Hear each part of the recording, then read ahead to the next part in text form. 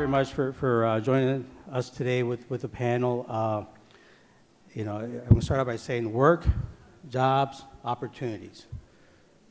Work, job, and opportunities. Let me say this in a different way. Trabajos, empleos, y oportunidades. Trabajos, empleos, y oportunidades. That's what this is all about. We're lucky to have a great panel here. As many of you know, Latino immigrants come to this country, yes, to look for jobs, to secure a better future for their kids. Notwithstanding what they say in Washington, people come here to find jobs and better themselves and their families. Every generation faces different challenges, and we need to adapt to those challenges as well. As legislators, we're always looking for new ideas to come up with policies that would help and benefit Latinos in the state of Illinois. We're lucky today to have a great panel that is going to talk to us about education. We'll talk to us about jobs today and in the future. The panel will examine employment opportunities of the future, where Latinos presently stand in the fabric of the Illinois economy, educational opportunities that exist from adult learners to higher education. We'll be looking at the growing sector of energy jobs that demand rigorous technology skills. And finally, how our immigrant population remains part of this transition and is guaranteed access to meaningful employment. The panel is going to work as follows. We're going to have from 10 to 10:20, our dear friend Jeff Mays will be talking on data related to the Illinois workforce. From 10:20 to 10:40, we'll have Juan Salgado on workforce development across the state, especially as it relates to colleges. We have a break built into this. We're going to skip the break because we need to catch up. You know, as Latinos, we all know we're very sociable people. We like to talk, and sometimes we run behind schedule, so we'll pick up that and we'll skip the break. Then we'll have Joseph Dominguez, who'll be talking about the energy sectors, and we'll close with Rebecca Shee on the economic impact of Illinois immigrants.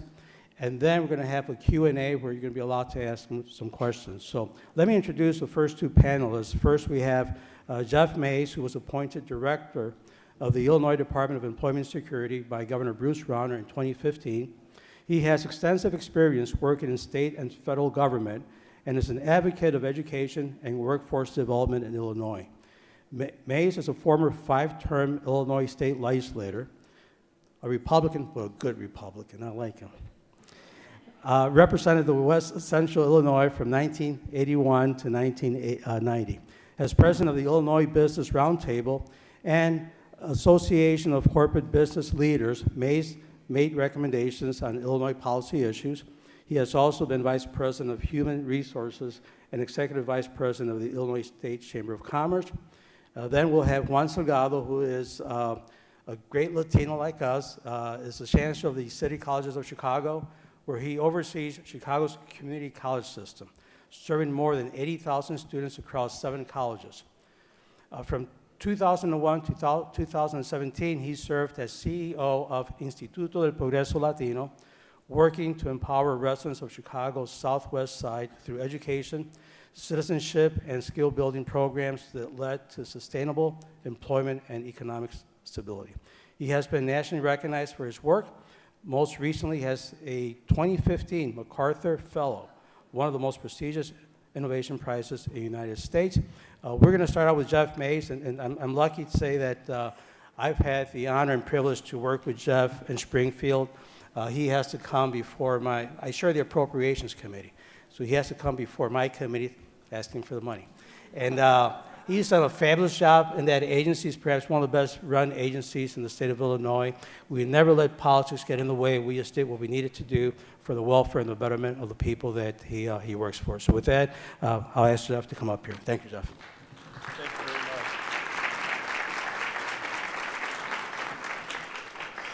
much. Representative, thank you very, very much.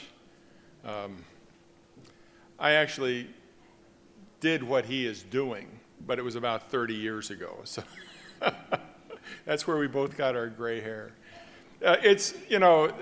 I want to take just a minute or two to kind of reflect on where we are, both as a state and as a country. And we're talking about some major transitions at both levels. And there's always been talk about how the tone and the tenor and of politics has deteriorated over this vast number of years, or this maybe even more notably over the last couple. But I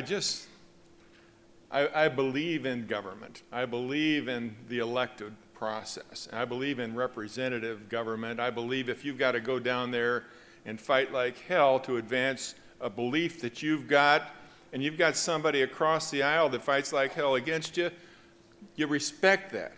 You find a common ground and you work from there. And I don't know how, I see Miguel Duvalier out here, I mean, he's been through the battles. And you know what?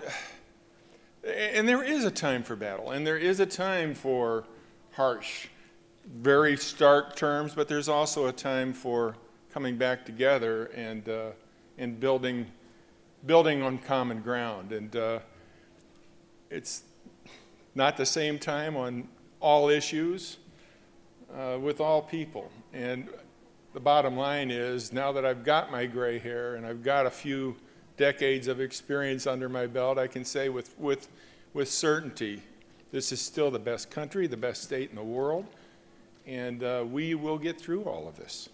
One way or the other, it's going to happen. And it's a little bit of faith, it's a little bit of elbow grease, but it's going to work. So that's my sermonizing, and that's about all I want to do. I wasn't brought here to do that. I want to spend a couple minutes talking about the journey that my agency has been on. Fred referenced it. When I came in, it was during the Rounders transition, and I was one of the first directors that had the opportunity to get appointed. The staff at our agency had gone from 1,800 down to 1,200 in a period of less than 2.5 years. It was extraordinary turmoil in the agency. And when you go through that, and I'm not taking a swipe at anything, but you lose people that have got less seniority that were running programs, and people with more seniority that never had anything to do with this program get those positions. It just caused a lot of disruption, and the previous administration did an awesome job, and I've said this for 4 years, having to deal with all of that.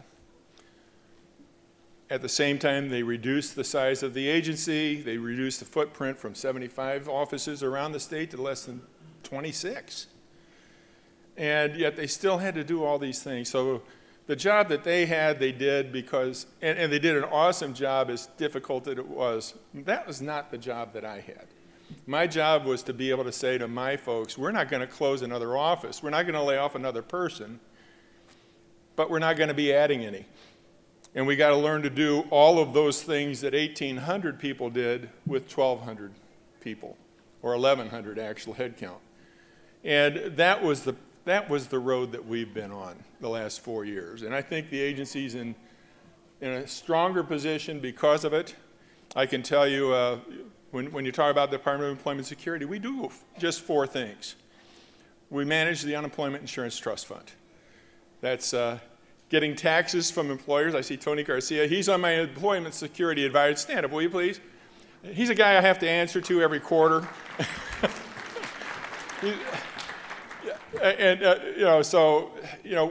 But we manage the Unemployment Insurance Trust Fund. So we collect about $2 billion in taxes from 340,000 employers, many of them monthly, sometimes quarterly. And then we spend about $2 billion a year on unemployment insurance claims. And we need to make sure that the people that are getting those unemployment insurance payments are eligible for them. And we need to have integrity in our system, both the tax and the spending side. So that's two of the 4 things we do. We also manage the Bureau of Labor Statistics programs for the state of Illinois. We collect over 6 million wage and employment records quarterly. And we've got those going all the way back to 1999 plus. And those things tell us what's happening in this legislative district or that congressional district or this Workforce Investment Advisory Board district or this whatever in terms of employment, unemployment, growing jobs, going jobs, pay, education levels, all those kinds of things. So that's the third thing we do. And then we also do reemployment services. And I can't tell you, I think that's really why the governor wanted me to do this agency. is because for about 18 years I ran the Illinois Business Roundtable. Our whole focus, and Miguel can tell you this, was on workforce development and education.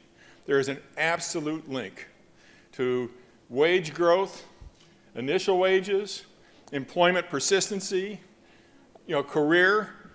That's all education based.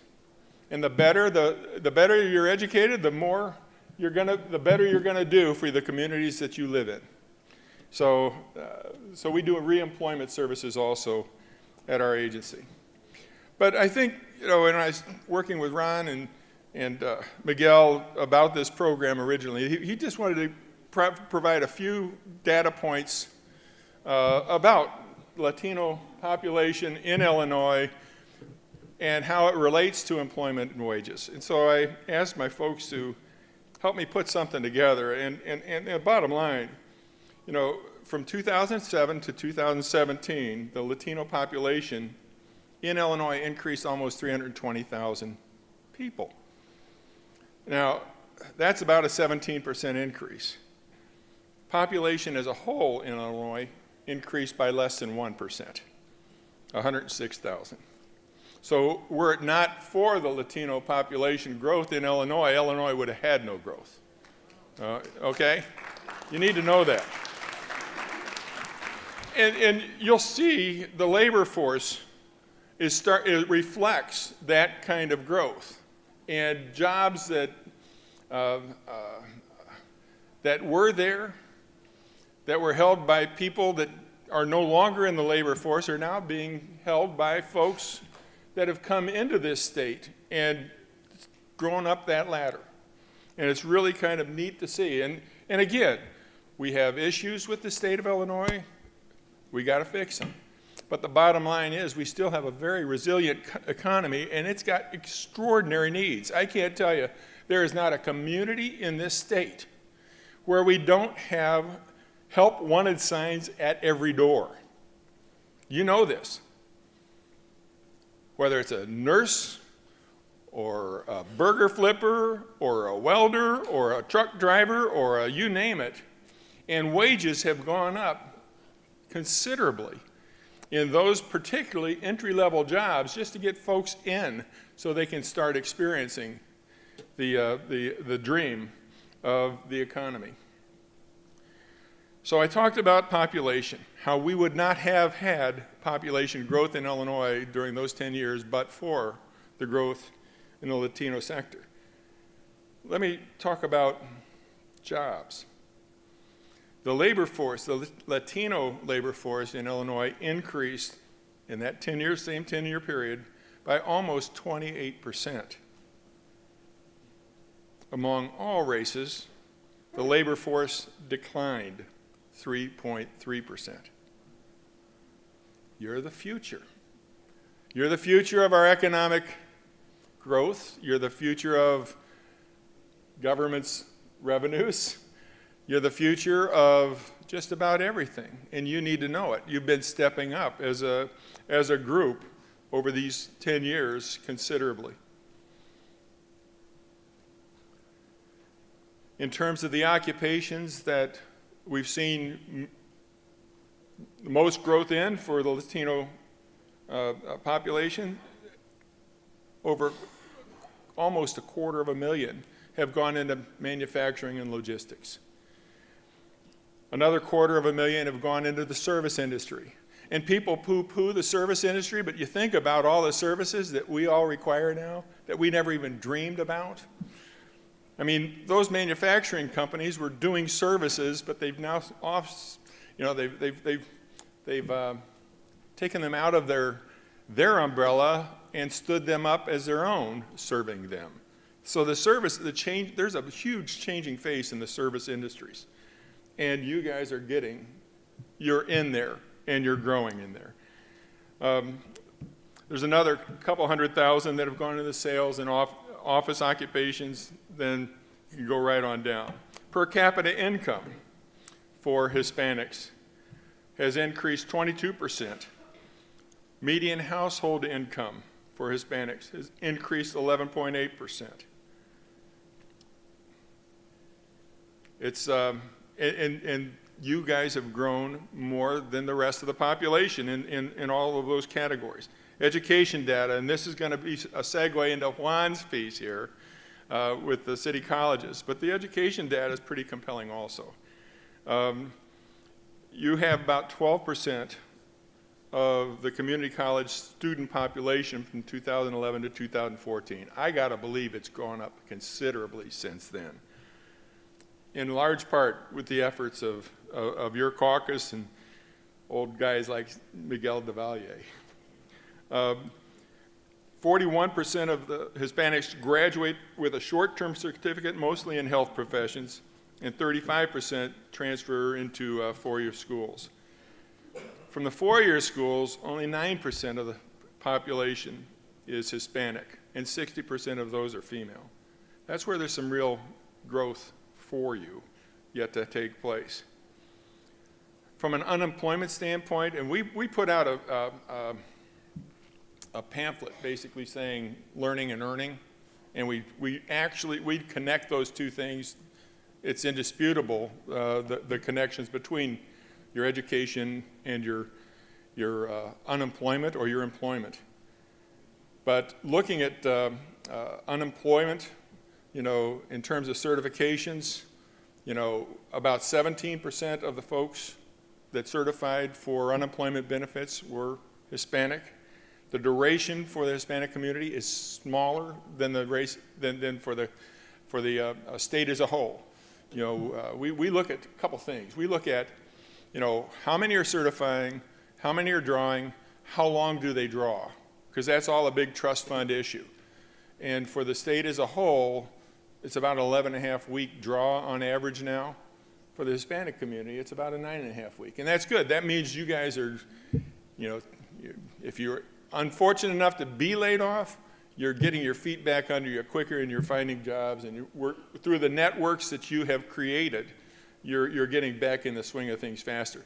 And that's critical, because the longer you're out, the less your prospects for wage growth will be. For those that came back in, they've tended to hold the jobs longer on the Hispanic side than on the other races as a whole. And the median earnings are then adequate, appropriately higher, and the persistency in keeping that job and growing from that job is much greater. That's what the data says. That's what this community has done over the last 10 years. It's pretty spectacular. It has to keep happening, okay? Now, to help on that path, what our department has done, I talked about the 6 million wage records that we collect every quarter from every employer in Illinois. We've used those records in the past to simply say, this is what your rate is in this county, unemployment rate. This is your employment rate. This is your workforce participation rate, blah, blah, blah. What we've started to do, and we launched an initial website with the governor children cabinet in September, IL College to Career. And that took community college data. We had, I think, just 4 years of it. We had just 1 year of higher education data. But we took completers from all of those institutions, all of the community colleges, and 60 of the higher ed 4 years.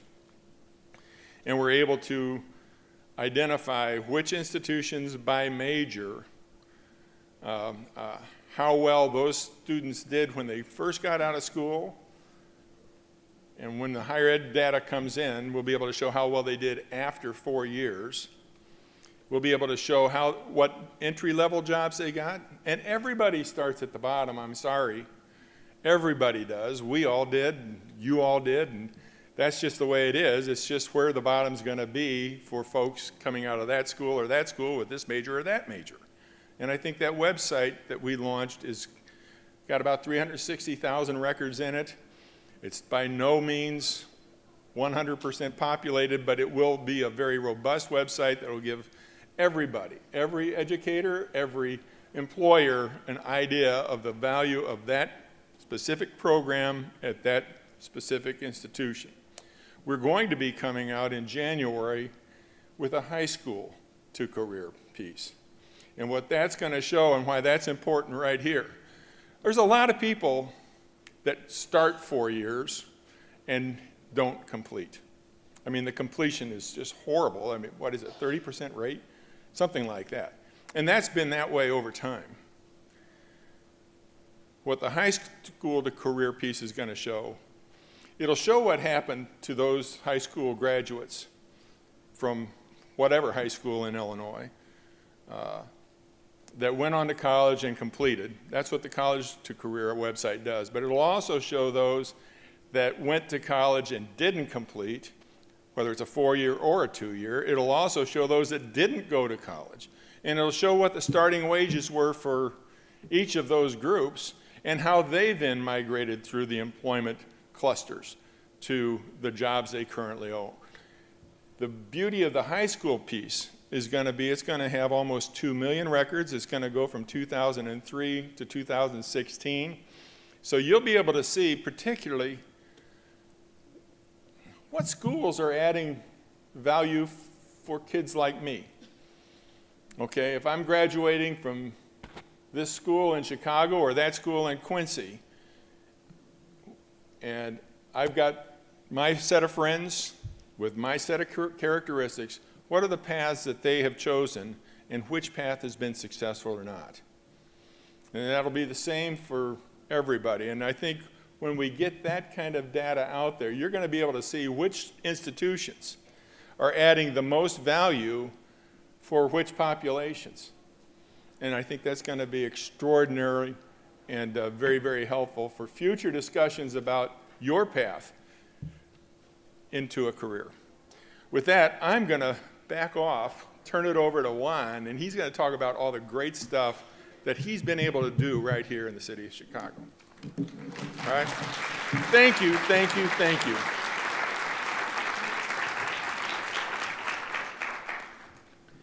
Thanks, Jeff. It's always great to have leaders who think to the future and think to creating better systems and better systems of measurement, too. So I appreciate that. I appreciate the invitation today by the Illinois Legislative Latino Caucus Foundation to be here with you and to share a little bit of our story. What I'm going to do is I'm going to share the story of city colleges as a way of sharing the story of state of Illinois, okay? And I'm going to do it through the lens of, obviously, the Latino community and some of the work that we're doing to, really strengthen our ability to serve our students. And just on that point, I want everybody to know that I have the incredible honor and privilege of waking up every morning with great energy and enthusiasm to serve 80,000 amazing students in city colleges of Chicago. And they have grit, determination, their ability to persevere despite whatever circumstances are in their way. When anybody hears our student stories, and we do this all the time, taking our student stories out to employers, right? And putting them in front of the best companies in Chicago area, and they just blow them away, right? So I have that privilege. And so as I talk about numbers, please don't confuse the talk about numbers with the reality that's behind those numbers. The reality behind those numbers are these phenomenal human beings that are in our college system. And I would just say not in just our city college system, but in our community college systems and in our systems of higher education across the state. I don't know, you guys, who's running the show here? I don't have anything in front of me. Can you go to the next slide? Who's running the show here? Yeah, go to the next one after that. I'm sorry, there you go. That's a good one. So, hey, anytime you become number one in anything, you should celebrate. Especially if you're the state of Illinois, because usually when it comes to being number one in education and something in the state of Illinois, we're not able to claim that, whether it's funding for education or, anything else. But guess what?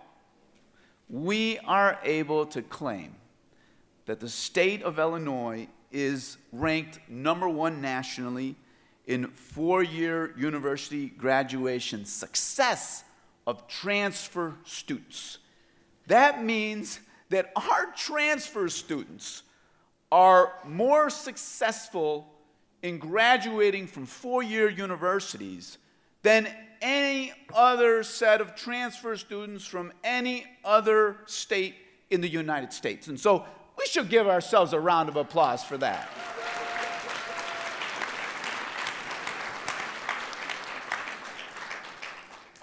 The rate itself is not anything to really talk about either, by the way. Being #1 in the success of transfer students doesn't mean that we're at all satisfied. The students that complete with us, get an associate's degree, and then go on to four-year universities, do extremely well.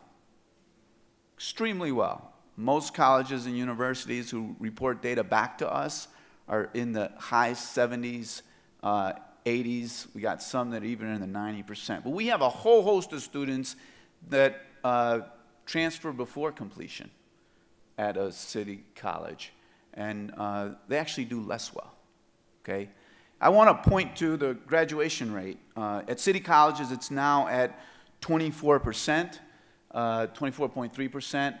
We were, several years ago, a community college system that had a graduation rate of 7%. We are one of the stories of rising success in community colleges nationally because of this rising graduation rate. Community colleges nationally the national rate of completion is 23.6%. And so we're above the national average. But the one thing I want to point out that's a little bit, untold story is that, in addition to the 24% that do complete a program of study, there's 40% of our students that transfer on to four-year universities before they complete. They don't count in our graduation rate, right? But they have moved on to another post-secondary institution. And we're looking to figure out how we measure their success, better in concert with our four-year universities. But when it comes to measurement, the thing I'm really looking at beyond grad rate is wage growth. As Jeff is talking about, wage growth is really, at the end of the day, something that we ought to be looking at, because it's not just about a four-year degree. There are so many occupations out there that are short of a four-year degree that can help you economically and that fit a student's interest.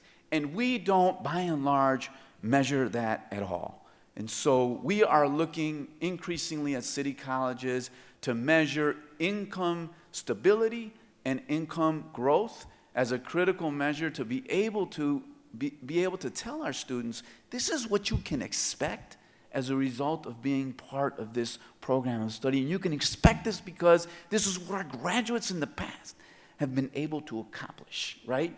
And I see Joseph Dominguez from Commonwealth Edison here today. We have a partnership with Commonwealth Edison, to train people to, enter into occupations at Commonwealth Edison. Those folks do extremely well at their company. They grow within the company. We have a similar program with People's Gas. And those folks do extremely well. And it's not a full associate's degree.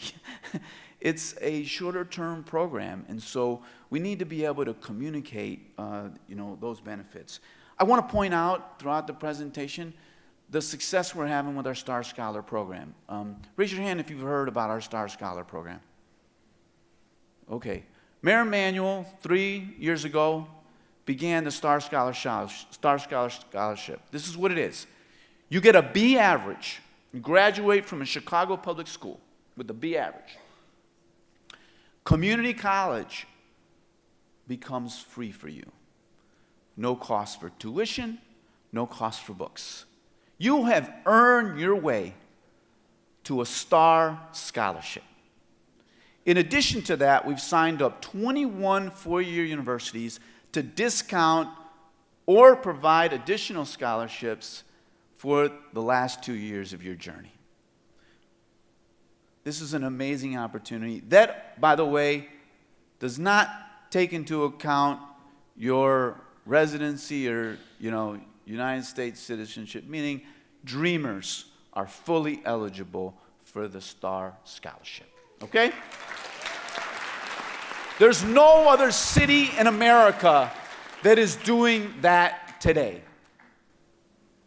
And we believe that the state of Illinois should be the first state in America that has something like the STAR Scholarship available, not just to city residents, but to every resident in the state of Illinois. And the last thing I want to emphasize, throughout the presentation today is we're doing lots in the world of apprenticeship. We've set a goal at City Colleges that 50% of our completers will have a work-based learning experience either before they complete or immediately after, linked to their education. Why is that? Because traditionally employers wait until students are nearing the completion of their 4-year degree to offer these kinds of opportunities. And yet we know that our students can perform now. So if we have talent available for you now, why wait till later? And several companies have opened up their doors. We have a goal with a newly formed Chicago Apprenticeship Network to reach 1,000 apprenticeships in the next 5 years. And I'm happy to report that we're well on our way to achieve that. That means that companies like Aon, companies like Accenture, think about this. Aon never hired from city colleges in their history before, directly. Today, they have 44 apprentices. By 2 months from now, they'll have about 75. Change the face of Aon. Accenture now hires more from city colleges than from any other institution of higher education because of our apprenticeship initiative. And they're finding value in our students.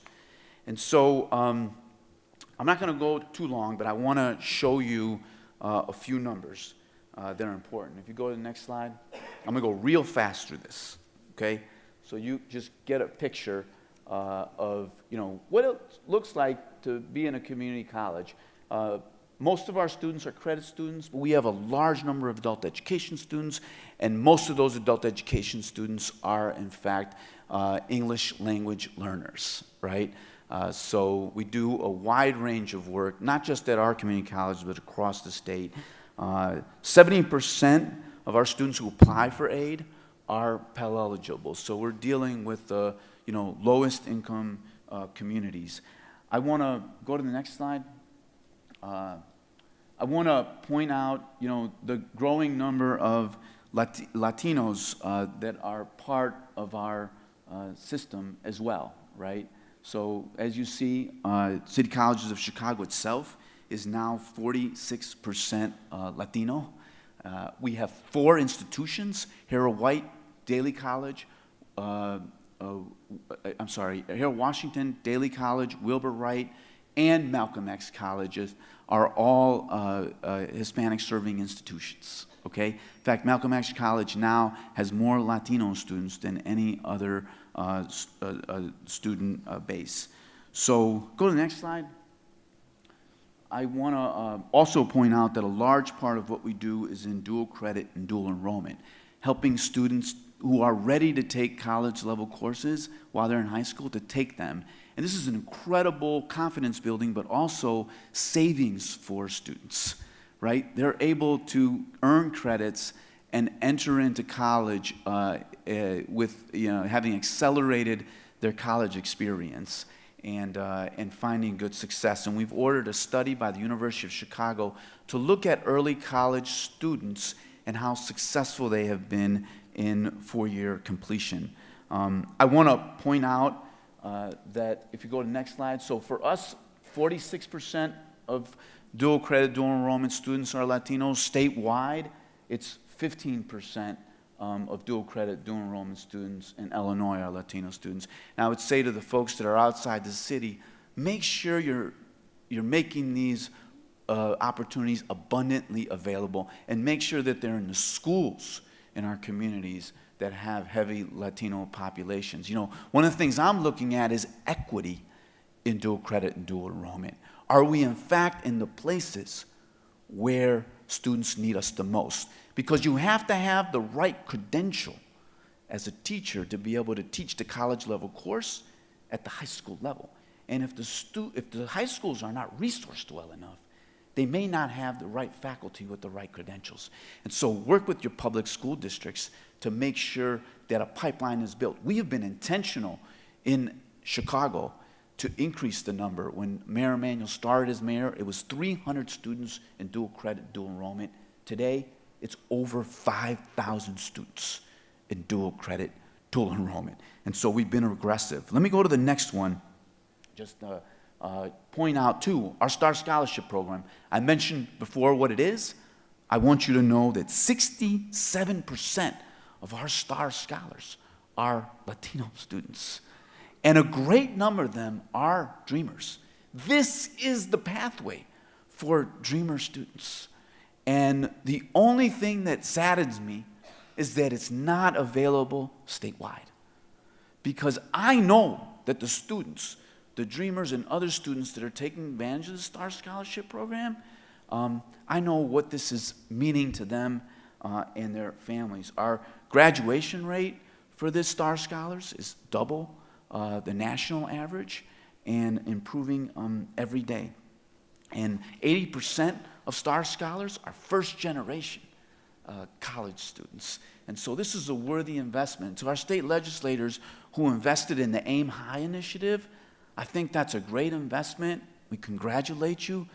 But I also believe that Star Scholarship statewide would do just as much or more than what the Aim High initiative is doing for the students that need it the most. I'll go to the next slide. I want to make sure that you know that we are orienting our colleges, not exclusively. Every college is a comprehensive community college with a full transfer opportunity with all the gen eds that you need.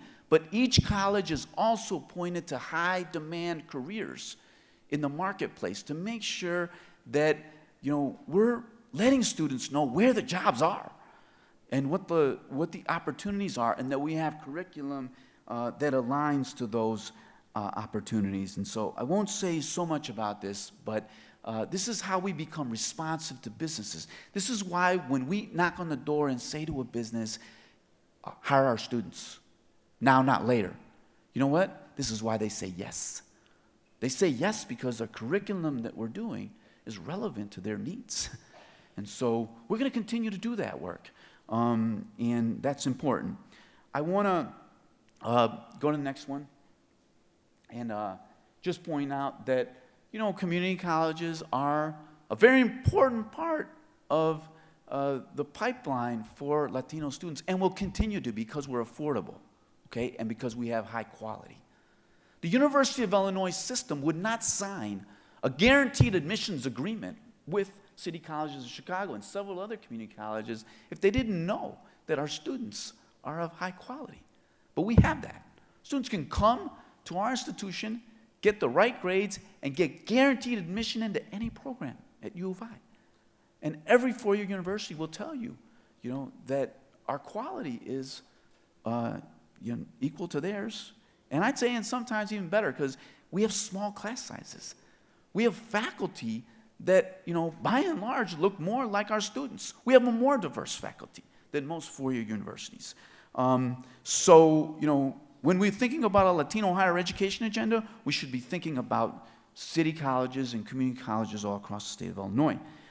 Yet, I do want to point out one important thing, and thanks to Miguel Duvalier in our conversation, he said, make sure you point out career and technical education. Because as you'll see on the next slide, while we're 21% of students, only 16% of students in Illinois career and technical education programs are Latino. And that's a mismatch. It's a mismatch because career and technical education, you know, is something that is critical to every employer in the state. You know, and I know Joe and Becca are going to talk about this, but I would just say at a high level, you know, if we're not in the career and tech ed space, which, by the way, I think Latinos love, there's nothing limiting about it. Everything we do in career and tech is stackable. You can go off and get a job in a high-demand area, get experience, and come right back for your associate's degree, and then your bachelor's degree, and then your master's degree. But so many of our students have to earn while they learn. And career and technical education gives them that competitive advantage, and yet we're underrepresented. There's some good news, right? I might just point out 15% of career and technical education completers are Latino. That's good news. That means when we get in, we're finishing, right? But I do want to point out some good news on that front. And go to the following slide, and this is close to my last one, so I'm almost done here. Go to that one, right? This is some good news.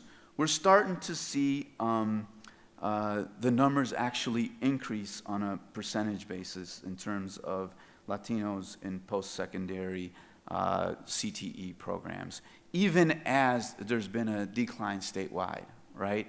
And the decline statewide, as I said before, makes no sense for anybody, whether you're Latino or non-Latino. And I want to say thank you to Congressman Raja Krishnamurthy, who headed up the reauthorization of the Perkins legislation at the federal level, because quite a bit of CTE is funded by Perkins. And yet not enough students are going into this, so we got to pay more attention to it.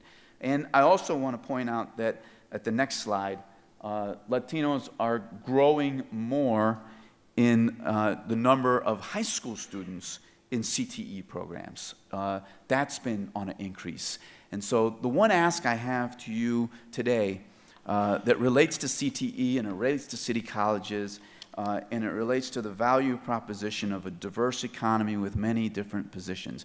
I was a community college graduate myself. And for many years, I buried my associate's degree. I didn't put it on my resume. Because when people saw I went to a community college, there's a certain perception. That was years ago, but I don't want that to be the case anymore today. But when you go to a church and they celebrate the kid going to Harvard, but the student coming to community college is sitting in the pew and doesn't get the same applause. And when you do the college send-off, and all the students going to the four-year schools are celebrated because they made the right choice. But the kids going to the two-year schools, which are 50% of CPS graduates, come through city colleges, don't get the similar love and care and attention. So my ask to you, to employers, to everybody, is very simple. Value the human beings at the community colleges in the same way we value the human beings that go on to the four universities. Not one of them is more or less than each other. And we will do better as a community. We will do better as a state as a result of it. Thank you so much.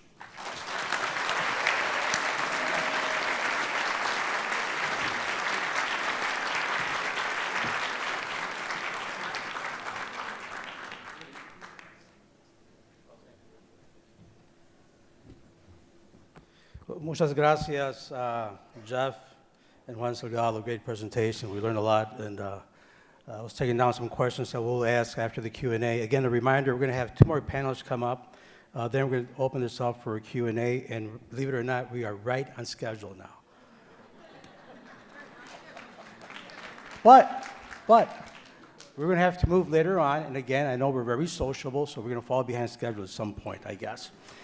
Next, I'm going to ask Joseph Dominguez from ComEd, if we can come up, and Becca Shi from IBEC as well. They are our next two panelists. Joseph Dominguez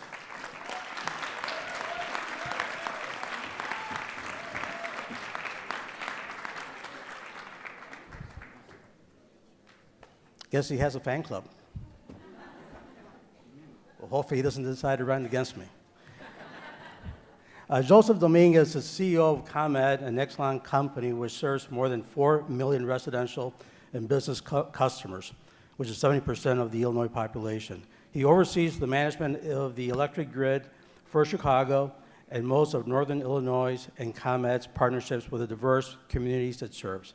Before joining Exelon, Dominguez was a partner in the law firm of White and Williams, and was also a former assistant U.S. attorney for the Eastern District of Pennsylvania. He has received many awards, including the Delaware Valley's Most Influential Latinos Award, the Visionary Hispanic Energy Leaders Award, and the Nuclear Energy Industry's most prestigious award, the William S. Lee Award for Industry Leadership.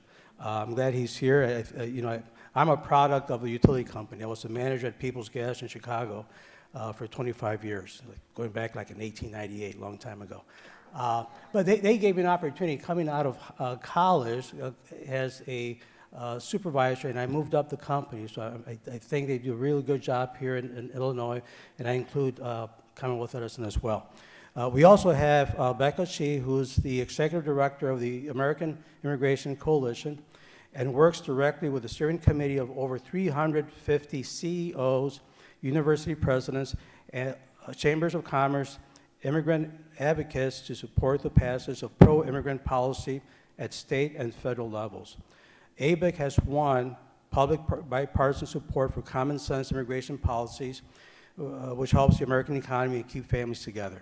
She has led the passage of the Illinois Temporary Visitors Driver's Licenses to train, test, license, and insure undocumented immigrants drivers in Illinois.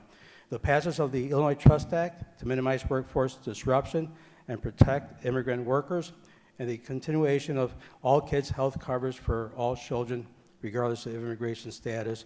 And I'll tell you that the value of IBEC is really great to have companies and CEOs talk and advocate for immigration issues. It's really important. It's nice to have another face, another voice to do this. And with that, I'll have you both join us and speak, and I guess we'll start with you, Mr. Dominguez.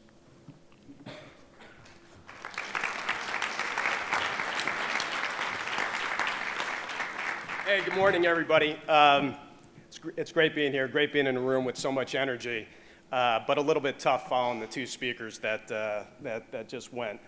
Jeff and Juan, you guys do amazing work. It is a privilege being on stage with you and Rebecca, and your resumes are just amazing. So I'm going to cover a couple things. There's kind of one question that I think is overarching a meeting like this is, where are the jobs? And the short answer to that, and I'll talk a little bit more about that, the jobs are in energy, I think. The jobs are at ComEd, but more importantly, they're in our industry as we're going through a transformation that's different than anything we've ever seen before. But I want to start out talking about something else. I want to have a naked conversation, not really naked, but figuratively naked conversation about our corporate journey over the last 7 years, and really talk to you about our company's learning of the difference between the word and because. In 2011, we would have said ComEd is a good/great company, and it does diversity and inclusion.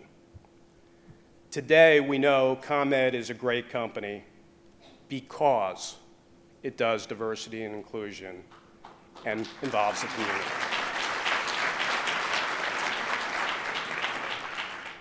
That is a very big learning. You know, for a lot of the young people in this room, you may forget the history of doing diversity inclusion, supplier spend in diverse and women-owned businesses. Started with the notion that corporations had to be good, moral corporate citizens in the community, and doing, quote, the right thing for the community meant hiring people of color, meant promoting and hiring and treating women the same way as we treat men. And so the notion was that that's why a CEO like me ought to do it. And hidden beneath that veneer was the notion that it was all about morality, but that there was a cost. That if you hired people of color, if you worked with companies that were owned by women and people of color, that there was some sort of business sacrifice that was a component part of that, and that you would pay that cost, but it was okay because you were doing the politically correct thing, hiring across the spectrum. And it used to, at the time, when I would come to meetings like this and I would hear CEOs say something like that, really pissed me off. But of course, I didn't have the microphone, wasn't able to say what I thought. Now I do. Firms that do diversity and inclusion well, that do supplier diversity well, perform better. That has been statistically proven time and time again. And it's proven in the story I'll tell you about ComEd. And to understand that point, I want to give you a little bit of the context, and then I'll have a couple slides I'll run through to give you some of the numbers. But in 2011, ComEd was at one of its lowest points, maybe the lowest point in its 100-year history. In 2011, we had storms where we lost power to about 1 million customers in our service territory. To give you some context for that, the terrible storms, the hurricanes that hit North Carolina and South Carolina just this past year, the product, by the way, of climate change and the effects it has on the environment, caused about 1 million customers to be out in massive devastation. They had an excuse. We didn't. We didn't have any hurricanes, and we still lost 1 million customers due to severe but not crazy storms. And those storms that we had in 11 and then continued to have in 12 and continued to see the massive outages revealed that we had a huge cultural problem at the company. We had a big-time system problem. We had underinvested in the system for literally decades, and we should have known it was coming because we had lost the entire loop, power to the entire loop about 10 years or so earlier. But those warning signs were not heeded, and we continued to do what we were doing, and the system was falling apart underneath of us. On J.D. Power consumer confidence scores, ComEd was 16 out of 16, last place.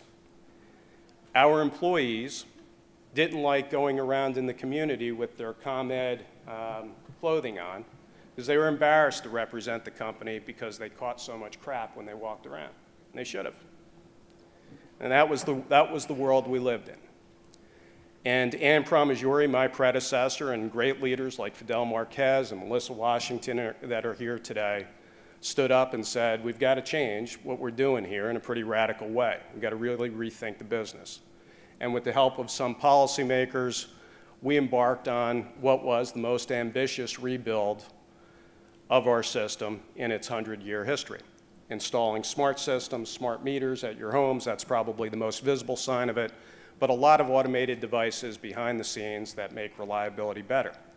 Now, the legislature let us do that, overseen by the commission, but we had some metrics that we needed to achieve. It was supposed to be a 10-year build-out plan to install 4 million of these devices and improve reliability by some 50%. At the end of this year, 3 years early, we will announce the conclusion of the build-out of the smart meter infrastructure, and we will have hit all of the reliability targets that we expected to hit in 10 years, 3 years early.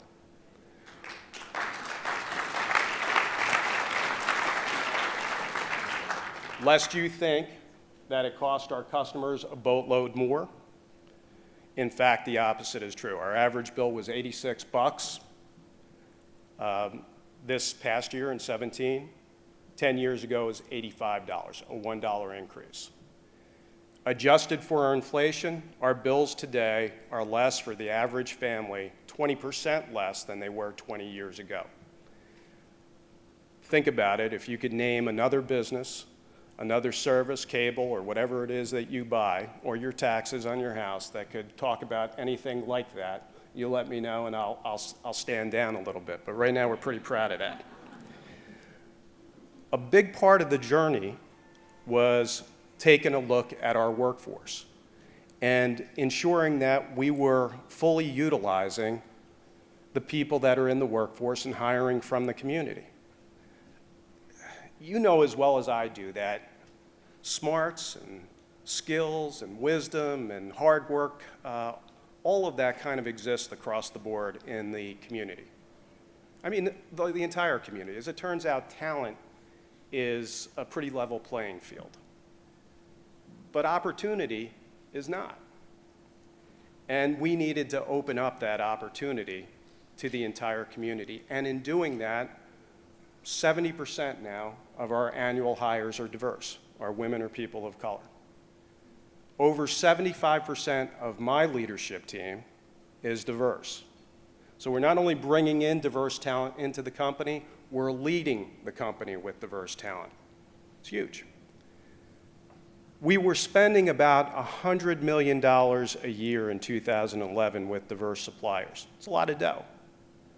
This last year, we spent $711 million with diverse suppliers in the community. You want to know where the jobs are? The jobs are in the utility sector. That represents economic activity, that represents jobs, that represents profits for diverse and women-owned businesses. So it has been a remarkable journey for us. One would have thought that if we had started with the statement that ComEd is a good company and it does diversity and inclusion, that we might have fallen, something might have come off the wagon here along the way. But quite honestly, our performance is better than it ever was. Our culture within the company is better than it ever was. Our bills have remained the same for our customers, and we understand, most importantly, our customers in a way we never did. So that's kind of the story. Let me give you some of the quick snapshots, and then it's always great to talk about what we've done and where we are. We're not done yet. I'm the first Latino in the history of ComEd to be in the role of CEO. I understand how important that is. Thank you.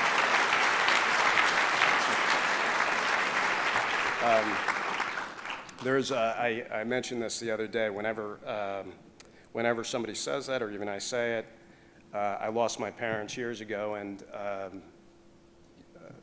they're with me, and I always hear them in my mind when I talk about that, because I know how proud they would be, so they were applauding right along with you. I just want to tell you, wherever they are. So,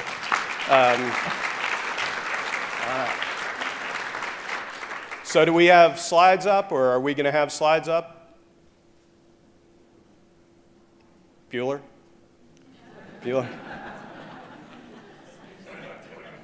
I don't know. Folks in the back, are you cueing the slides? 1 second, okay. Well, look, I have no problem talking with Adam. But so the first slide is just kind of a summation of, and you'll see in a second here, is kind of a summation of the progress that I've already touched upon. Where we're going next, with the oversight of the Illinois Commerce Commission and their leadership, is to focus on professional services that are high yield. When we used to think about Latino employment at the company, a lot of it was in kind of the field work. That's where we thought we would have a need, and we definitely do, and Juan is exactly right.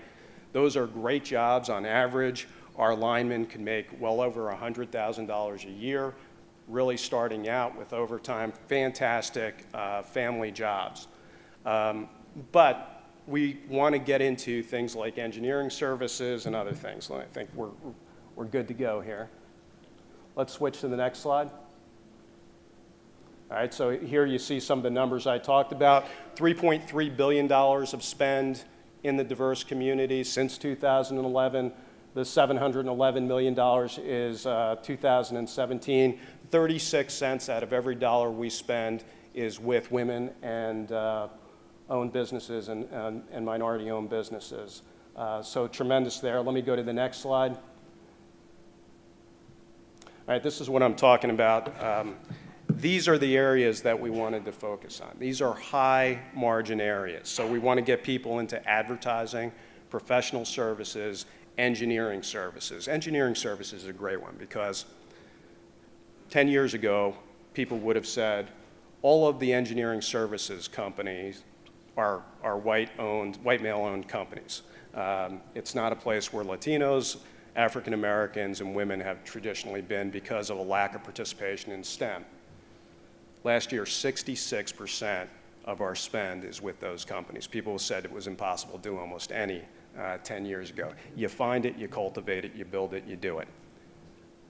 Legal services, all of the professional services that a big company like ours needs are services that are available in this, to this community. We got to work on it.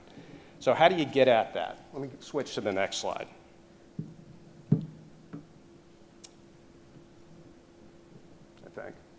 Yeah, okay. So we started and we're continuing to develop what's called an enterprise in all program, an EIA program. And if you think about it, because Latinos have not historically been part of the supply pipeline, companies that are owned by Latinos don't even know how to do business with ComEd. In certain instances, they haven't developed the skills to support our very specific business. Why? Because they didn't have the business. So you didn't build a skill set for a business that wasn't employing you anyway. So we had to develop basically a university approach where we had to coach people and explain to companies, this is how you do business with ComEd. This is the sort of training that your folks are going to need to have before we would accept you as a contracting partner. This is what the form of contract looks like that you entered into or will enter into, what the payment terms would be. These are the things that we're going to ask you as you put an RFP together. And what's a request for a proposal and a response to that? How do you do that? A lot of small businesses don't know how to do that, so we connected them.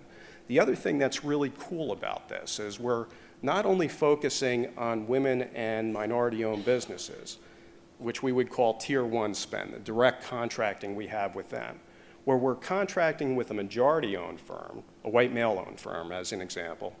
We're asking them to use subcontractors, and this is often a great way to break into doing business with ComEd. We're asking them to use subcontractors that are diverse.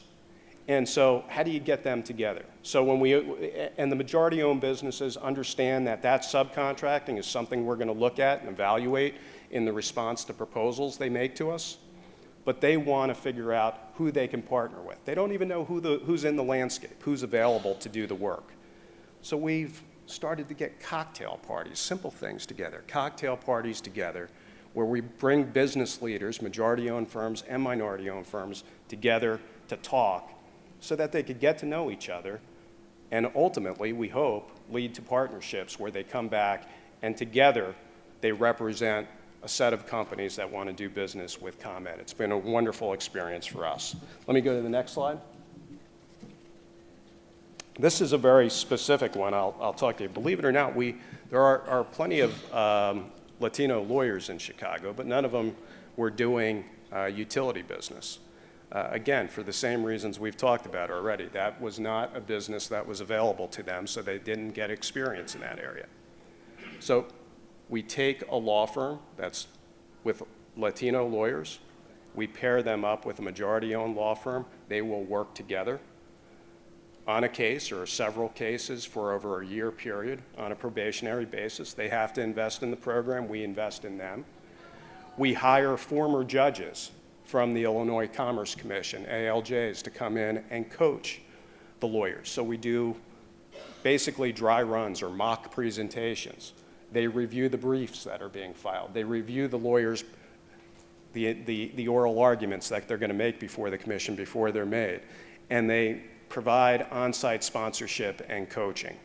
These things are the big thing, right? It's not enough for the company to simply say, okay, we're ready. We've opened our doors. Minorities could apply. Latinos could come in. Women and minority-owned businesses are now able to do, but you can't do it. You get to only a certain % penetration as a result of that. To get to the next step, ComEd has to work with the suppliers to build the capacity, much like we work with Juan, to build the capacity through educational programs for folks who are going to come in and work for us. So that's kind of the landscape of what we're up to. I will tell you, I know full well that people opened a lot of doors for me to be here in front of you today. And I, in turn, intend to open doors as well and create opportunity. You will always have a partner in me in doing that.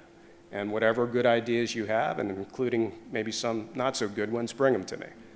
Because we want to get better. And we will get better. We are the leading company in this state in terms of supplier diversity, in terms of diversity of the workforce, and we are far from done.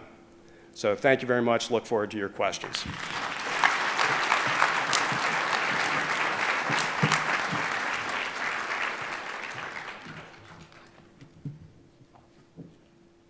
I am going to move my own slides. Good morning.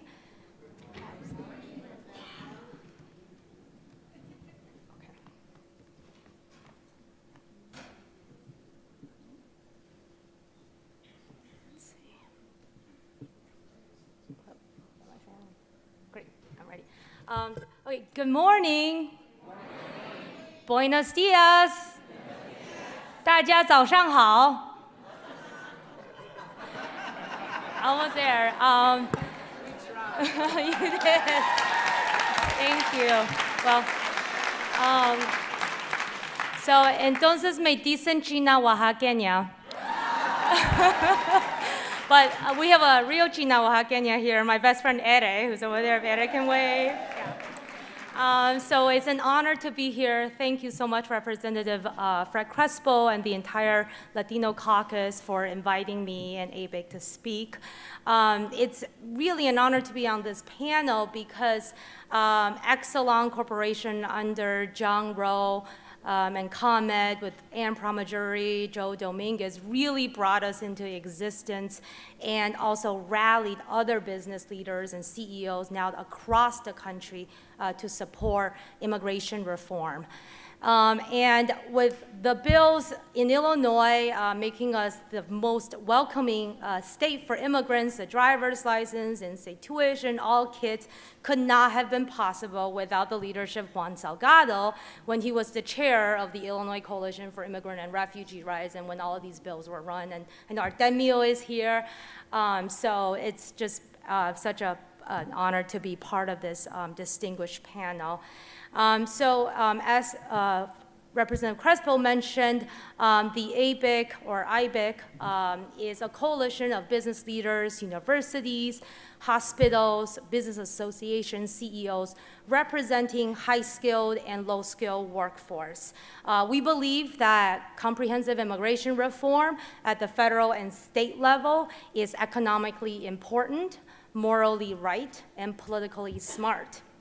Some of our key leaders across the country include Carnival Cruises in Florida, the largest tomato grower in the country named Paul Damari, the CEO of Shell Oil in Texas, and the CEO Mike Kaplan of Aspen Ski Company in Colorado. And the last 2 years, and I think especially since this last election, more than ever, we believe that business and community advocates need to come together and really create a functioning center so that we can get a bipartisan DREAM Act and immigration reform. So here are just some of the leaders that are active in this work. So in Illinois, the Illinois Business Immigration Coalition was kicked off about 5 years ago. Zhang Rou, as he was retiring from Exelon, wanted to move members of his party, the Republican Party, to support reform. Zhang finances about 3 charter schools in Chicago. Half of his kids are Latino, some are undocumented or have undocumented parents. So he came together with Iser and Josh Hoyt and Artemio and said, let's create something that really models bipartisanship and the business community model to push forward this reform. Currently, our Illinois co-chairs include Raul Raimundo, Todd Maish, Dave Bender, Sam Scott, Carol Siegel, Martin Slark, and Zahar Sahlul, as well as John and Josh. So the reason I got involved with this issue is because I know it's a really picture from the 90s. I am an immigrant. I came to America when I was 10 years old from China. And I'm very lucky because my parents were very lucky. My parents became college age around the end of the Cultural Revolution. So instead of having to go to the countryside and plant rice and potatoes, they were able to apply for college and they got into medical school. And in the early 90s, my dad actually got accepted into Harvard School of Public Health, where he received a postdoctoral degree in heart surgery. So my mother and I followed him. My father and I got our green cards, became US citizens.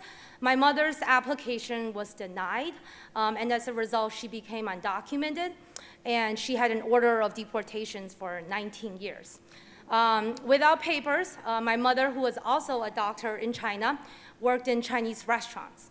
And the tips that she made put me through the University of Chicago. And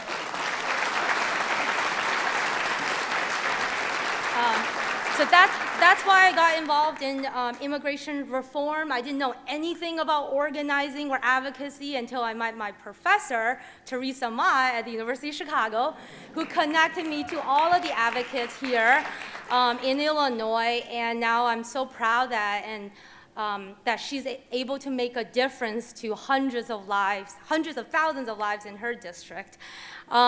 So some of you might have seen this.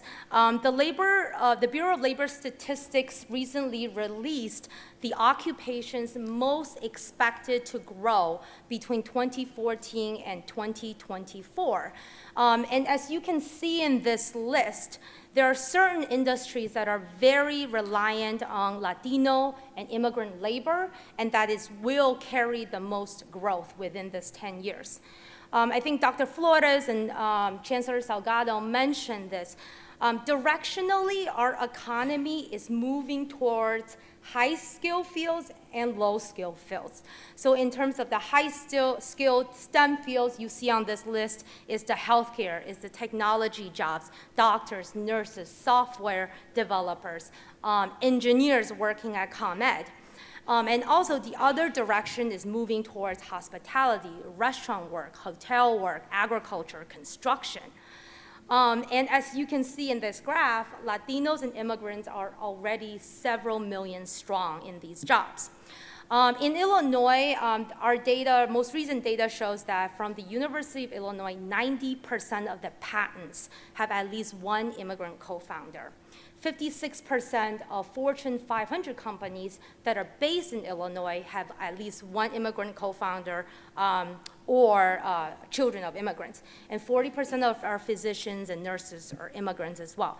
And on the lower end, the Illinois farm workers, 72% of them are Latino and immigrants, and 40% of all hospitality, construction, restaurant workers are Latino and immigrant. Just if we focus in on the industries with the most growth, we see Latinos that are growing in these industries and job of the future. So we see Latinos and immigrants that are filling important niche in the economy where there exist labor gaps. So this is why for us, the Farm Bureau, the Dairy Farmers, Soybean Association, as well, are very supportive of immigration reform, as well as Northern Trust, Caterpillar, Motorola, universities, right? Because it addresses their high-skilled and low-skilled workforce needs. As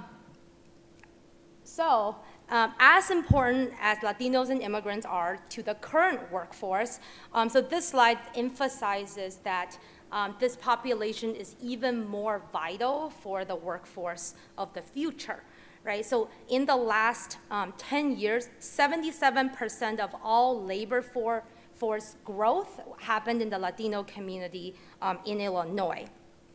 And if you look at the average age of Latinos in the state, that's 27 years old. The average age of Caucasians, whites, is 42 years old, and the average age of African Americans is 34 years old. So there's this population body of active and able workers participating in the workforce. And I think this graph is really clear. Without Latinos or immigrants or Asians, the U.S. workforce will shrink dramatically over the next 20 years. And between now and 2035, all of the growth in our workforce at both the high and low skill ends will be because of immigrants and their children. In terms of our tax dollars, what's propping up our healthcare, Social Security, education, is immigrants, Latinos, documented, undocumented. Undocumented immigrants contribute over $750 million to our state economy, from which they get, no health care, no Social Security. A great institution like Alivio Medical Center in Pilsen with Esther is able to provide them with some access to health care. All of this data demonstrates undisputably Latinos and immigrants are who our economy needs. So just going into a little bit of what's happening now and what has happened in the last couple of years. So our members and companies have tracked different policies at the federal level and their impact on company operations and employee retention. So the number one thing that businesses need is a stable environment, a stable climate. And the current administration's anti-immigrant,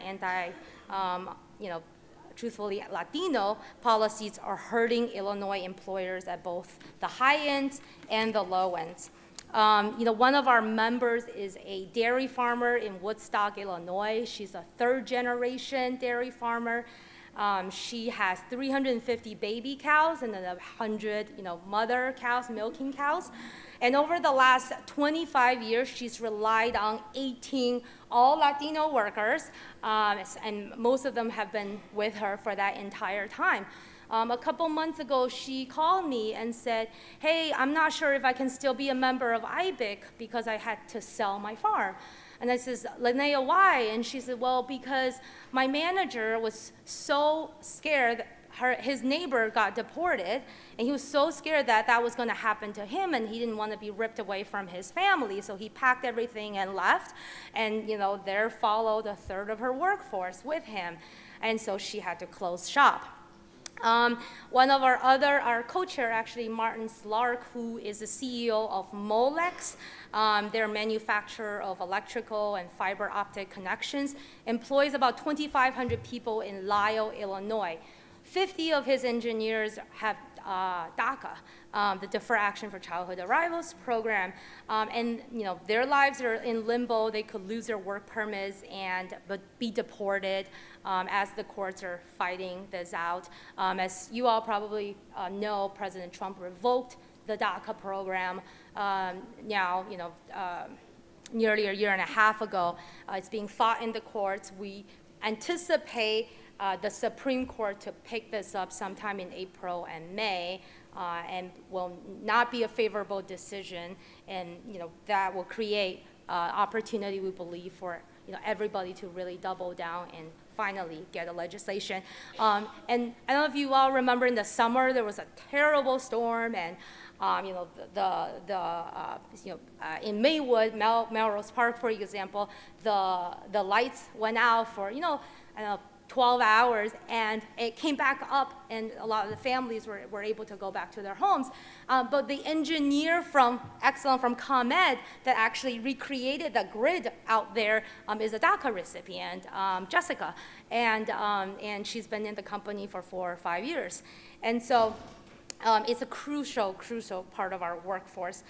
We have a Fortune 500 company in downstate Illinois who's the H-1B visas, and this is a category of STEM fields, high skill visas that are renewable every 3 years, and there tends to be provided for positions, engineers, doctors, physicians, or even math teachers in rural areas where Americans where they have trouble finding native-born that want to go there and teach. That category, now we're seeing intense restriction. Our employer in downstate Illinois recently shared with us that there's about 30 H-1B applicants who just received a denial and could be put in the process of deportations. So this unstable climate hurts businesses. Illinois, we have a 3.8% unemployment rate. We get calls, and I'm sure we've been working with Juan and to help find workers. We have a manufacturer on the west side who went from 65% Hispanic workforce to now 40% Latino, due to the increased enforcement. And they have jobs that pay $17 an hour with full benefits, and couldn't find workers to fill them. So for us, these are the reasons why it's a real economic issue, and why employers at the high and the low ends are very supportive of reform. We are very cautiously optimistic about the future, as all of you have seen and participated in. Last week in the midterm elections, we saw voters reject, in some places around the country, reject these anti-immigrant, anti-Latino policies. and the Democrats took over the House, and the Republicans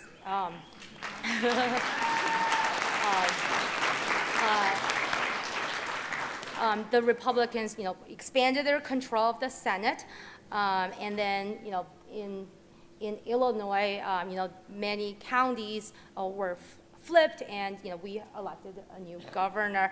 I think even more exciting than that is that we saw an increase of 174% of Latinos coming out to vote compared to 4 years ago. And then an increase of 218% for me and Teresa's people, Asian Americans, and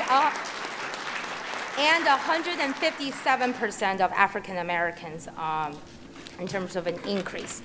And so, we believe, in terms of next steps, that this Democratic-controlled House will have greater, though still limited oversight over the Department of Homeland Security as they're enforcing immigration actions for both high-skilled workers and low-skilled workers.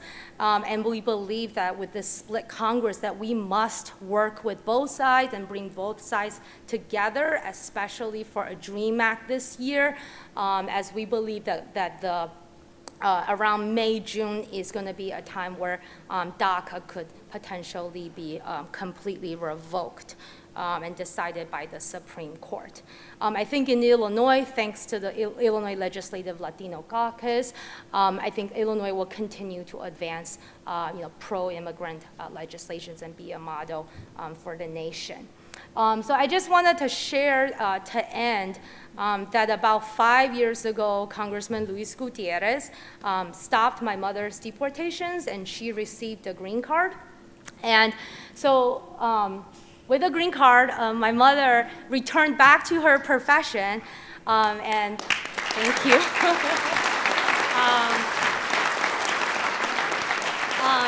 So at the age of 63 years old, my mother wakes up every morning at 2:30 a.m. for the first shift, and she goes to work at Advocate Health as a lab technician, and she works with a team of doctors, and she loves this, and she feels like her purpose and her to live her purpose and her profession. But my mom is not the exception. This is what immigrants do. In July, my mother actually became a citizen, and she, so she voted for the first time this November. And so this is her early voting at the Chinatown Library.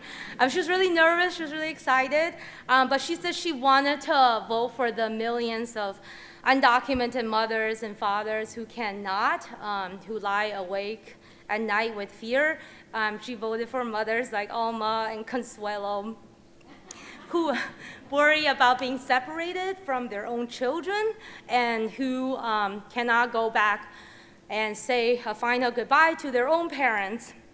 And then she also voted just to enlarge our democracy a little bit, so that hopefully one day it will include the people who lie awake at night with fear. So thank you.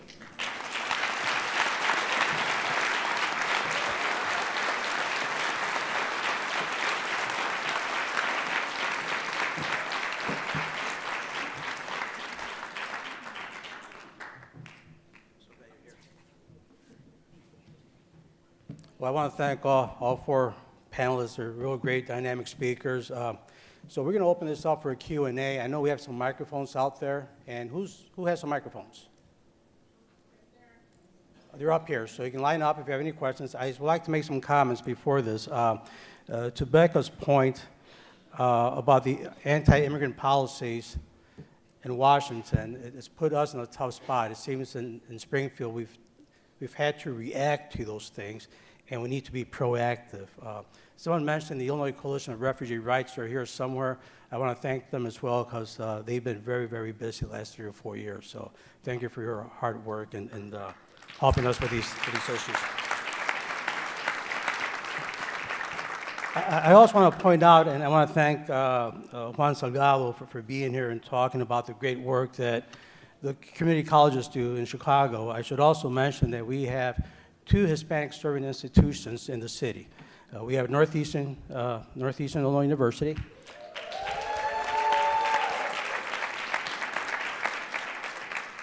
And UIC. So we have great institutions that can educate and train our students, but I need to mention something. The pipeline to all these city colleges and universities is K through 12. K through 12 is key. When you look at CPS, the Chicago Public School System, over close to 50%, if not greater, of the students there are Latino. When you look out by me, we have Elgin High School, 70% are Latino. We have schools in the suburbs where we're seeing the growth of Latino students there as well. So this past year, we passed a funding reform bill to fund education. And it deals with 2 things, equity and adequacy. On the equity side, we got it right. We're driving more money where the money should go. And that is to those schools that have a high poverty rate in terms of students, low-income students, minority students, and special education. It's a great system. But let's talk about the adequacy part. And that has to do with the money that we're putting into the school system.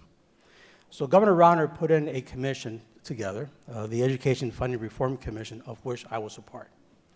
The commission decided, after all this research, that in order to adequately fund education in the state of Illinois at 100%, remember, we got the equity side, now it's the money side, we need $7.3 billion today. I repeat, $7.3 billion. What the administration decided to do, and I get it, because money's tight, well, let's contribute $350 million a year for the next 10 years. Okay, we need $7.3 billion, but we're going to put in $350 million a year for the next 10 years. Somehow, I can't, I'm trying to have a hard time reconciling those numbers. So at that rate, it means that it's going to take us the year 2037 to adequately fund education, 20 years. And that's not factoring in the cost of inflation. When you factor the cost of inflation, we really need close to $10 to $12 billion within 20 years. Why do I mention this? Because I think it's important for us as legislators to educate the public and let them know we're doing definitely a better job on the equity side when it comes to education, K through 12. We're doing a better job in terms of putting more money. We've made a commitment. But I'll tell you, I chair the Education Committee in the House for Curriculum and Policy. I also chair the Appropriations for General Services. And for the last 10 years, we were having a hell of a time coming up with just $350 million. So it's a resource issue. I think it's important. I think we all have to be cognizant of that. And make sure you talk to your legislators. Make sure you let people know we need to put more than $350 million a year to make sure that our students are getting the money they need so they can go to the city colleges, so they can go to the UICs and Northeasterns, the University of Chicago, and so forth. So I just want to make that point. Real quick, I want to thank Jeff Mays for mentioning they're keeping track of completion rates. And data is always good. But I also want to point out with what Juan Salgado said, perception. I'm very concerned, and I'm a numbers guy. We love to look at data, but we have to apply what Juan Salgado mentioned, which is the reality check, right? The reality behind the numbers. And as legislators, it's our obligations, our duty to make sure that when we look at numbers, that we educate our colleagues and make sure they understand, hey, let's apply a reality check. You're looking at numbers, but let's see what's behind those numbers to make sure they fully understand that. I just want to make sure I got those points across. Questions?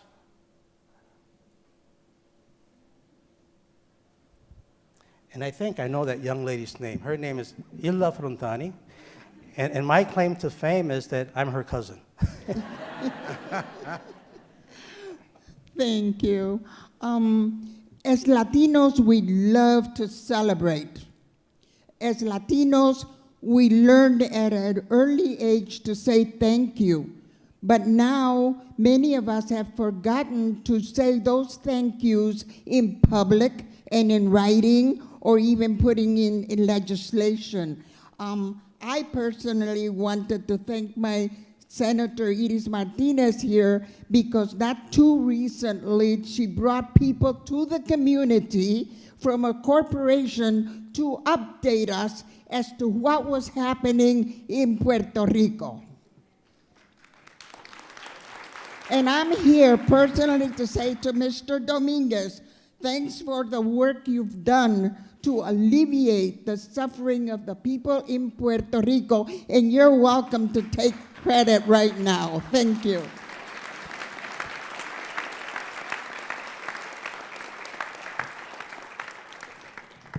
I just want to add, as a fellow Puerto Rican who grew up in the island, I want to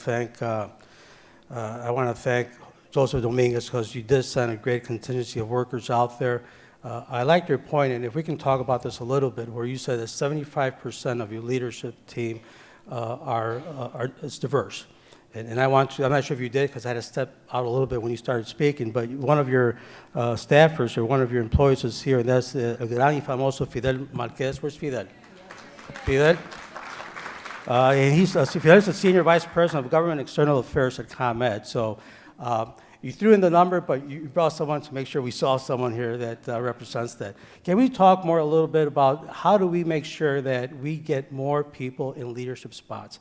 Because what I hear from a lot of employers out there is like, oh, we have the jobs, we employ a lot of Latinos, but it's most likely those low-skilled jobs that Becca was talking about. And that's key. And I remember in 1979 when I started working for People's Energy, I think I was one of the first Latinos in management back then. And it's nice to see we fast forward to today and we have more. So what do we need to do to make sure we let companies like yours and others say, hey, you need to do a better job in reaching out and getting more Latinos in leadership spots? Yeah, I think it's a couple things. It's a forcing function, so we need more Latinos on corporate boards of directors who care. Folks that would say the same thing I said. Door was open for me, I got to open the door for other folks. You need to prime the pump that way.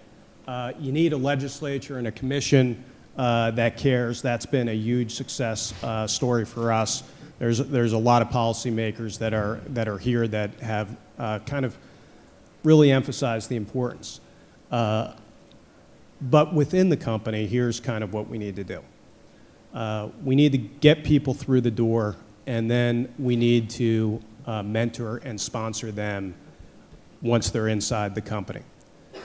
Some of our, and the person who asked the first question is right, we celebrate a lot, but some things we need to be honest about. Sometimes we got people through the door and we thought that our job was done, and then we say, okay, here you go, have at it. The opportunity is yours. Well, it really wasn't, because there are different cultures within companies that sometimes don't open up completely and give full opportunity. So unless you have within the company enough sponsorship that says, look, I'm going to make sure Fidel gets treated right, he gets invited to the right meetings, he gets opportunities built on the successes he's had. Unless you have a spokesperson, a godfather, if you will, within the company, things don't happen. Same story in politics, right? You need to have a godfather. You need to have somebody who's sponsoring and constantly looking at you.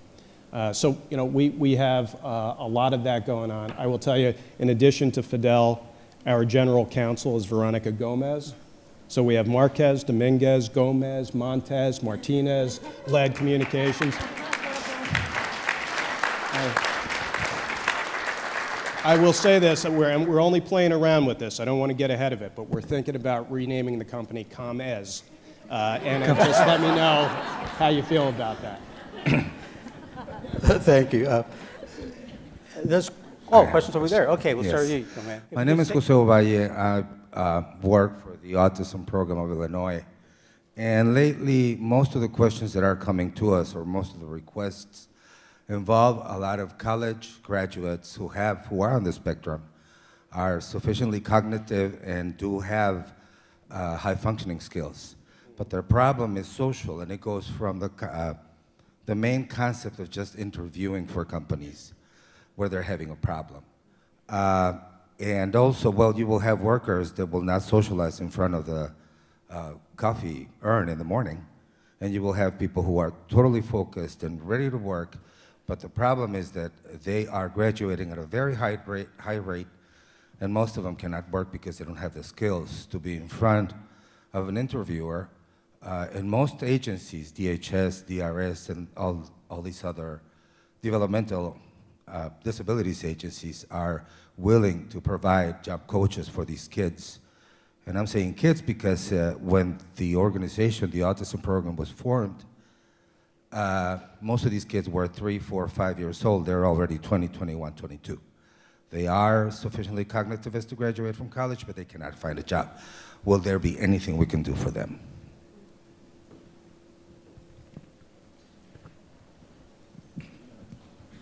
I just might say that we as a system are really looking at how we create a better pipeline with CPS through city colleges. We have disability access centers on every campus, get more students to access them. But we're also, some of you might know Jack Lavin, who's at the now Chicagoland Chamber of Commerce, used to head DCEO. He cares deeply about opening doors of opportunity for all populations. Is a daughter that is a diverse learner herself, and so I think you'll see the chamber, doing a little more in this regard as well. I think it's like anything; institutions have to pay attention to it, and then they have to have collective and coordinated responses. I'd like to take a quick stab, and I can't see over the podium, so I'm going to stand up. I was just talking with Fred. It seems to me, and I don't know that I have data that can support this, but it just seems to me over the last 30 years, we've seen a separation of education from work. And in a case where socialization and social skills are so needed, those things you don't really teach enough at a 4-year or a 2-year institution. And if you could link the work-based piece, or the starting in career tech education back in high school, to an internship or a mentorship or something, just so those socialization kinds of skills, regardless of what the barrier is, can start to grow also. I think that's a part of the answer. I'd love to see that back in education much, much more. I don't know if that helps. Thank you. You're second, then we'll have third over there. Senator? Well, thank you, Representative, and thank you for the work that you've done to put together this conference. I just want to touch on a couple of things here. ComEd, as a former member of the Illinois Commerce Commission, I aggressively, as Mr. Dominguez knows, aggressively pushed the company and Peoples and others to provide more opportunities, employment opportunities, and more diverse supplier spending, et cetera. But one of the things I constantly reminded people of is the connection between what we pay for our electricity at home as ratepayers and the actions that the Illinois General Assembly takes through your vote, Representative, to make it possible for Commonwealth Edison and Exelon and others to be able to spend more money to modernize their systems. Right? It just doesn't happen because ComEd decides one day that they're going to modernize their system. They have to come to you. You represent the people pay their electric bills, and so when you cast a vote to give ComEd more money, you're also casting a vote to increase the amount of money that we pay in our bills. And yes, the cost has remained low, but that's because the overall cost of electricity has been low. And when that changes, those bills are going to go up, as we're already seeing with gas bills. and NICOR has announced that there's going to be an increase in your gas bills. If you live out in the suburbs, you've got NICOR, you're going to see a huge increase, and part of that increase is because of the money that's being spent to modernize the system. And that is necessary. That modernization is necessary. But one thing that struck me when I first saw Exelon's bill in Springfield to get more money from us to save their nuclear plants was, Mr. Dominguez, and we've talked about this, when I looked at the number of Latino employees employed at these nuclear plants throughout the state, it was what, 3%? Very few. And the reason for that is because they don't live in those areas and because of the credentials that are needed to take on those jobs as engineers, et cetera. And so even though ComEd has made tremendous progress and Exelon has made a lot of progress and they've been good civic stewards, the fact of the matter is that we're still, as Latinos, underrepresented in a number of these facilities across the state. And that has to change. Number two, as Juan showed the figures for Latinos enrolled in community colleges across the state, as 21%, what that breakdown, Juan, you'll agree, doesn't show is that many of those Latinos are enrolled in ESL programs, in adult education programs. That's where you get the 21%. So when you bring it down to college credit programs, that number comes down quite a bit.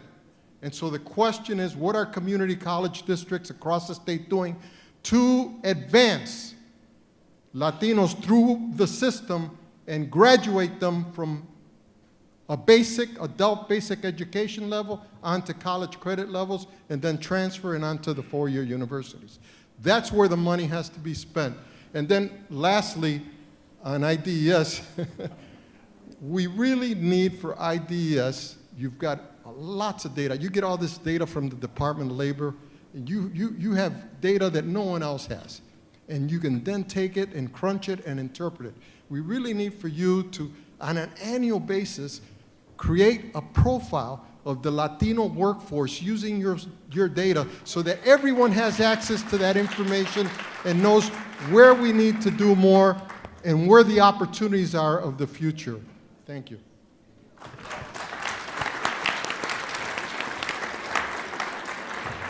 So, young man, you're waiting. Question? Yes. Can you say your name first? Yes. Dennis And Ryan. we have two more, and then I think I'm getting a signal that we need to cut it for lunch after you two. So, sir? Dennis Ryan, Vice President at Sinai Health System. Sinai Health System serves about a 50%, at our 4 hospitals, about a 50% Latino and 50% African American populace. And we're very happy and proud to do that. We've been very strong on immigration issues. Becca can attest that she and I met with numerous legislators together to try to get driver's licenses for undocumented, and we were very strong. We were the first hospital system in the state to back that, and continued on through the whole process. What I found in that particular piece of legislation was that we needed support from people outside the immigrant community to get that passed. And so we met with a number of African American legislators wanting to get their support to make sure something that maybe wasn't as of great interest to them would make it over the finish line. And we found a lot of support from some and not resistance, but lack of support from others. I guess as I look at this, people of color, and including the African American community, which obviously isn't a recent immigrant community, have many of the same issues, have many of the same things that as a result of inequality in many areas, it would be so much better if groups could work together in ways that are productive and creative and support each other's issues. And I just wondered, in terms of the leadership panel that we have, if you have thoughts on what you've seen as successful in doing that and how we could be better at it. Thank you. And I'm going to give you, thank you for the question. So we have lunch almost ready. I'll give you 1 minute to whoever wants to answer that, and then we have 2 young folks here that have questions, correct? Yes. Okay. Thank you, Dennis. One thing Dennis taught me now, I think over 6 years ago, that it's better to win than to be right.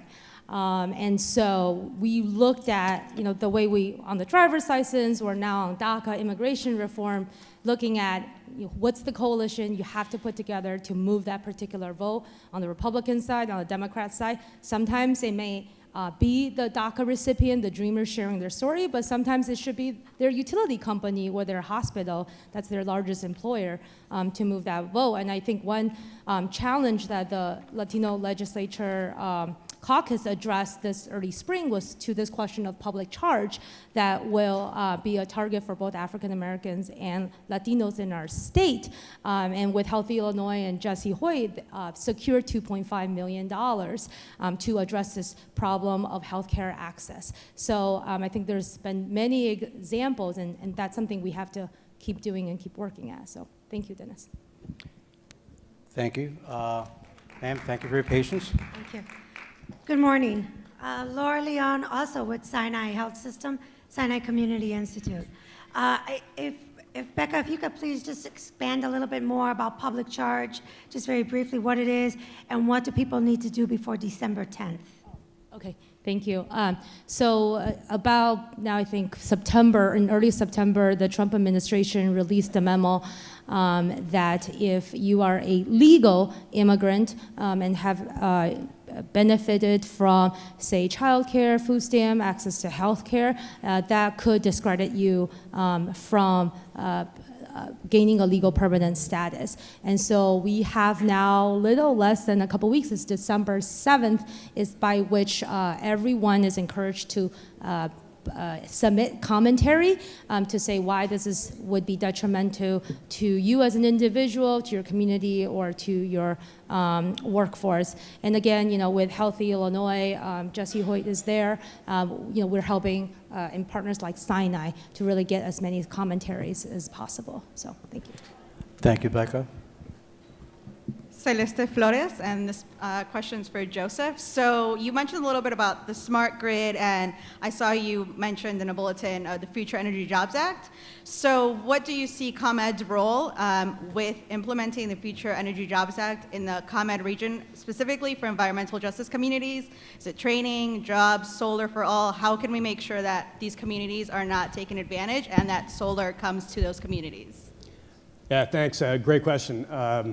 I think it's all of the above. I think as we implement FEJA, we're gonna have a bunch of learnings. When we were negotiating the FEJA bill, one of the things that we were trying to address was where these community solar. So these are not the solar panels that go on somebody's roof, but maybe the solar panels that go in a field, and you could buy a share of that output through the community solar program and the Solar for All.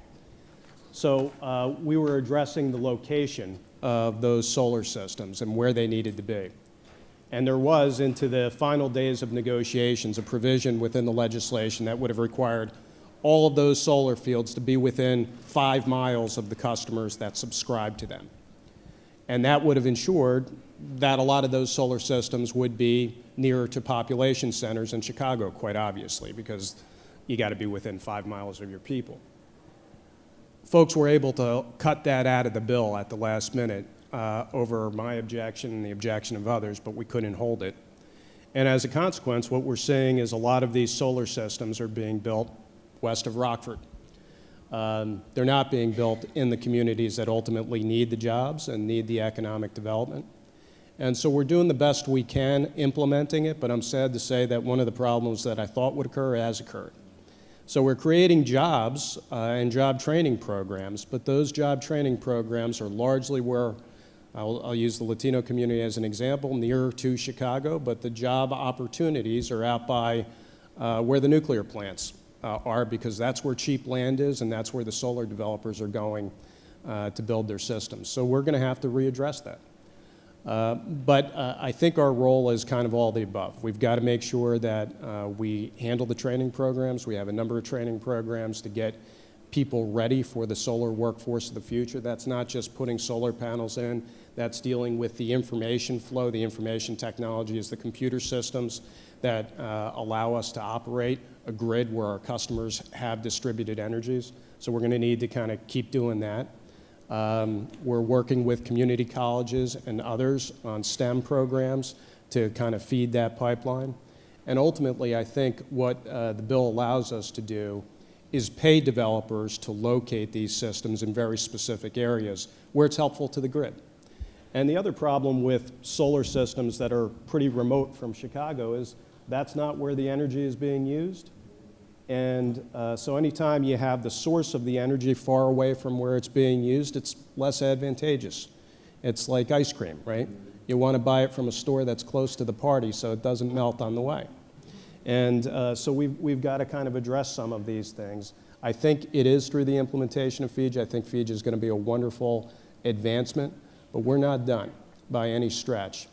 And then lastly, I would conclude with this, and I think it's an issue that affects all of us, is how we deal with the low-income community as a whole, whether they're white, black, or Latino, it doesn't matter. We have 17% low income in Chicago. And I'm talking about people that are living at 100% of the poverty level, which is about 30 grand for a family of four. To really even make it in Chicago, you have to be living at 200 to 250% of the poverty level, which kicks that number up to 60 grand or so. And still, as everybody knows, raising a family of four, having housing in Chicago and doing everything on $60,000 is no easy task. For those folks, the amount of their wallet that they're spending on energy bills is already too high. And if we compound that problem with not giving them the jobs in this new energy economy and not giving them access to the solar systems, the electric charging infrastructure, the electric vehicles, the battery storage systems, all of these technologies that we're going to need to deploy, if those populations end up paying for it and don't get the jobs and the economic and real benefits of it, we're going to have a problem. We're going to have a big problem for ComEd, but we're going to have a big problem as a society. So FEJA did a lot. I'm very proud of what we were able to accomplish in FEJA. I'm very sad about some of the things that I saw in FEJA would be problems and have in fact materialized. We're going to go back at those things. And I think we've put everybody on notice on that. So we think of ourselves as a climate change company. We're not doing climate change because people think we should. We're doing it because it's the right thing to do. And I respect that the President of the United States has a different opinion on that particular subject than I do, but he's wrong. And we think he's wrong. And we're going to go at this issue, and social justice and social equity, ensuring that we eliminate pollution from places in Chicago is a big piece of it, and creating jobs and opportunity is a second big piece of it. So thanks for your question. I've got a lot of passion on that one. Thank you so much. So I did say that was the last question. I think I misspoke. Representative Lisa Hernandez. Yes, and I want to really thank you for just allowing me. I can't emphasize again, I have to bring up public charge. The emphasis on this issue currently. I'm just going to ask everyone here, we mentioned what public charge is. Let me ask, has anybody here put in a comment? Show a raise of hands who's ever commented on the public charge. There's 2 weeks left to comment. And what I'm going to ask you, Rebecca, is how do we comment? Now, I'm going to admit to you, and I'm going to challenge my colleague over here. Have you made a comment? I haven't made a comment. I'm going to make a comment right now. I'm going to find out what is it I have to and where I have to make that comment to. So there's an urgency. And what I'm going to ask you to do, Rebecca, is to let the folks here that before they leave, make a comment and where we need to go to do that. Now, if you need a statement and we just need sort of a already set up comment to submit, we'll make that available. But please make a commitment to make that comment against this public charge, or, you know, can you explain what this is going to do, what it's going to help by making a comic? It's an urgency. This is, I'm going out of my way to emphasize the impact that this is going to hit our families. So it's already happening. It's already, people are not signing up for public health right now. It's already occurring. We have money set aside, this $2.5 million, to disseminate and get the information out to families, but there's a holdup right now. We're working on that, but this comment period is extremely important. Rebecca, can you please? Rebecca, in 1 minute. Oh, sure. I will put the website where you can submit the comments on our screens, and maybe over lunch as well, so people can use and even comment on your smartphones. But so Representative Hernandez was our champion to secure the $2.5 million. Right now, it's stuck in the Secretary of State's office, and so folks have connections there to help to disperse that funding. But people, like Representative Hernandez says, have already disenrolled them out of healthcare. One of our members, a large pizza restaurant chain, have found that his employees have actually disenrolled themselves out of healthcare, which means that until there's an emergency, somebody's leg is falling off and going to the emergency room, that's more costly for our hospital system and for our taxpayer and our state. So having access to healthcare is a good thing, and that we need to educate people not to disenroll, and by commenting, it forces the administration to actually respond to every single comment. So in effect, you are slowing down the process of implementing this very, very toxic rule. So I'll put it up on the screens here and then also in the lunchroom so people can just do it on your phone. Thank you, Becca. So we're going to ask folks to go. We're going to have the scholarship award luncheon right now. We're like 6 to 10 minutes behind, so I don't think they're going to serve dessert because of that. I'm also going to ask for those that signed in today, if you make sure you wear your badges. I think we're a little bit overbooked, so we have different rooms. Again, if we can give a hand for our panelists today, that was phenomenal. Thank you so much for being here.